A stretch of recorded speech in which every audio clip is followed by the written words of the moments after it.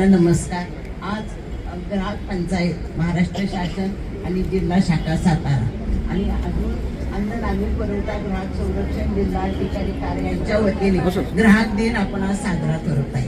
या ग्राहक दिनाचं महत्त्व काही कारण काढून तो क्लेम नाकारला जातो। तर आता आमच्याकडे येणाऱ्या तक्रारी ह्या मी सांगते 5 ते 10% असतील। जागृत लोक व्हायला पाहिजेत आपल्यापैकी, पण बरेचसे जण येत नाहीत आयोगाकडे। जेवढे येतात त्यांच्या तक्रारी आम्ही डिसाईड करतो, पण सगळ्यांनी जागृत होऊन आलं पाहिजे असं माझं म्हणणं आहे।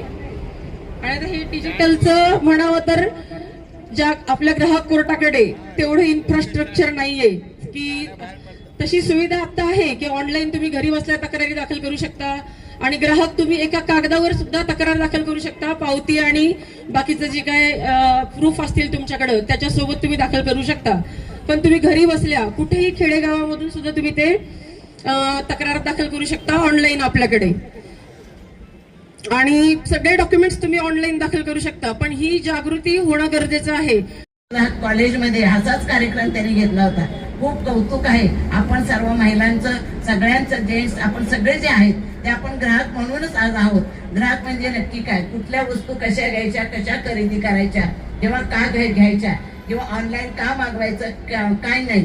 आणि त्याच्यापेक्षा अजूनही आपण सेल हे लागलं की महिलांचा जास्त सेलवर भर असतो, एकावर एक फ्रीवर भर असतो। मला असं वाटतं की असं आपण थोडा विचार केला पाहिजे। दुकानदारांच्याकडे आपण कुठली वस्तू घेताना पावती मागितली पाहिजे। पावतीच्या आधाराशिवाय ग्राहक कक्ष आपलं काही काम करू शकत नाही। ग्राहकांना जर आपण जागृत राहिलं, आपणच त्यांना जागृत केलं, किती वस्तू असो, 100 रुपयाची असो, 200 रुपयाची असो, पण आपण पावतीचा आग्रह केला पाहिजे। का की त्याच्यावरती समजा एखादी वस्तू आपल्याला खराब निघाली, काय निघाली, तर ते त्याच्यात ग्राहक न्यायालयात तुम्हाला जाता येईल। खूप असं बोलण्यासारखे अनेक विचार आहेत। इथे स्टॉल आहे, दिवसभर हाच कार्यक्रम आहे। आज आमच्या माझगावकर मॅडम यांचा संपूर्ण समूह आज आहे, तो खूप छान कार्यक्रम करत आहे। ह्याचं नियोजन पण खूप सुंदर केलेलं आहे। मला सर्वांना असं धन्यवाद द्यावेसे वाटते।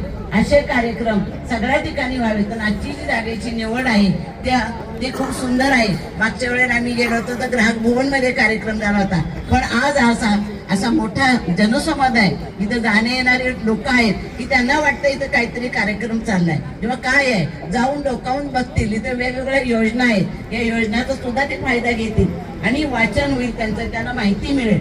मला खूप बोलावं असं वाटतं, खूप इच्छा व्यक्त करायचे वाटतात, पण आपल्याला सगळ्यांना वेळ द्यायला पाहिजे। आपल्या सर्वांचं मनपूर्वक अभिनंदन करते आणि धन्यवाद देते।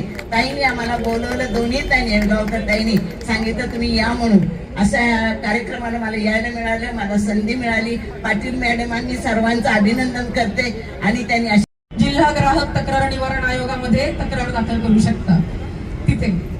आणि आताची जी ही थीम आहे त्याच्यामध्ये आपण ऑनलाईनचा तर ह्या कायद्यामध्ये जो आता नवीन जो कायदा आलाय ग्राहक संरक्षण कायदा 2019चा, जो 20 जुलै 2020 पासून लागू झालाय आपल्याला। आणि सगळ्यात पहिला जो कायदा होता ग्राहक संरक्षण कायदा 1986चा, तो 24 डिसेंबर 1986 पासून लागू झाला आणि तोच दिवस आपण आज ग्राहक दिन म्हणून साजरा करतोय। ग्राहकांचे हक्क, प्रत्येकाला ग्राहकांचे स्वतःचे हक्क माहिती पाहिजे।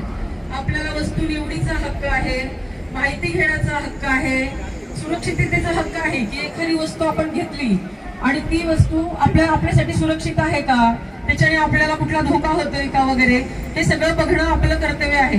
आज आपण वस्तू खरेदी करतो, पण किती जण आपण बघतो की वस्तूवरती एक्सपायरी डेट असते, मॅन्युफॅक्चरिंग डेट असते, सहज आपण वस्तू घेऊन टाकतो। पावती कुणीही पावती पण विचारत नाहीत कुणी आहे, बरेच जण तर ती पावती पण आपण घेतली पाहिजे वस्तूची, ती पावती आपल्याकडे ठेवली पाहिजे। जर आपण दुकानदाराने आपल्याला जर ती वस्तू खराब निघाली आणि बदलून देण्यास नकार दिला तर ती पावती असेल तर आपण ग्राहक तक्रार निवारण आयोगामध्ये तक्रार दाखल करू शकतो।